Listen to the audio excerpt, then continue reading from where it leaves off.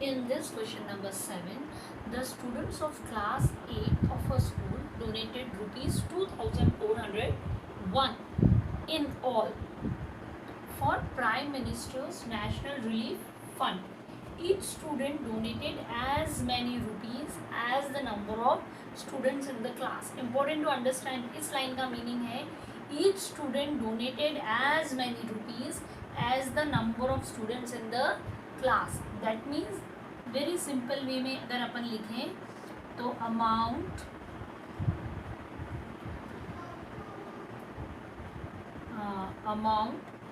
Donated by each student, हर student ने जो अमाउंट डोनेट करा है is equal to the number of students, number of students in class के बराबर. सपोज अगर किसी क्लास में 20 बच्चे हैं तो every child donated 20 rupees.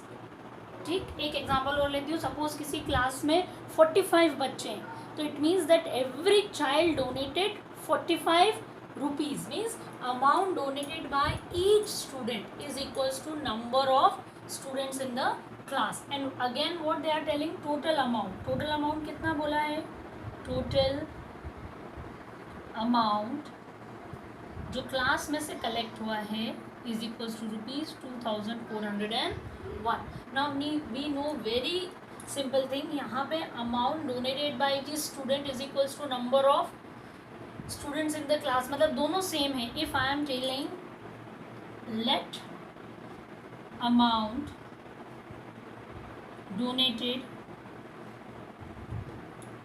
Bye each student is equals to x, तो number of students in class वो भी एक्स ही आएगा because in question they are telling both are same, तो हम दो अलग अलग वेरिएबल नहीं लेंगे. Now again we know that कि amount, I'll write the equation for you. Amount donated by each student को हम मल्टीप्लाई करेंगे नंबर ऑफ स्टूडेंट से, नंबर ऑफ स्टूडेंट से, number of students in the class से multiply करेंगे तो जो आंसर आएगा that will be equal to total amount. ये अपना मैथ्स का बेसिक कंसेप्ट हुआ कि टोटल अमाउंट निकालने के लिए क्या करेंगे, नंबर ऑफ स्टूडेंट्स और हर बच्चा कितना दे रहा है तो that amount you will multiply, तो you get the total amount. You might have seen जब भी हम फोटोग्राफ्स के लिए या किसी चीज़ के लिए स्कूल में कलेक्शन करते हैं तो you already know that this formula. Okay, तो here this is also x into number of students also we have taken x, we will put here. Here total amount is how much coming, it is rupees 2401. अब यहाँ multiply कर रहे हैं x into x तो it will become x square. Okay, is equals to rupees 2401. अब whenever we want to remove the square, किसी भी number का अगर हमें स्क्वायर रिमूव करना पड़ता है तो अदर साइड पे, on other side sign comes of square root, square root का साइन आता है. क्लियर? जब भी हम साइन को ट्रांसपोज करते हैं स्क्वायर वाले साइन को, किसकी पावर स्क्वायर को अगर हम हटाते हैं एक साइड से और इधर ले जाते हैं तो it will come square root. इसको अगर आप ऐसा समझे तो you can also do in one more method, very easy method. If you get confuse, taking, we will write taking square root on both the sides. ये I feel कि ज़्यादा easy रहेगा. तो स्क्वायर रूट हम right hand side पे भी लगाएंगे और स्क्वायर रूट का साइन हम लेफ्ट हैंड साइड पे भी लगाएंगे. क्लियर? अब स्क्वायर रूट का साइन लग गया है तो जो चीज़ दो बार होती है will come out. X square, इसका मतलब है कि एक्स दो बार है, एक्स इंटू एक्स. यहाँ पे यू हैव टू फाइंड.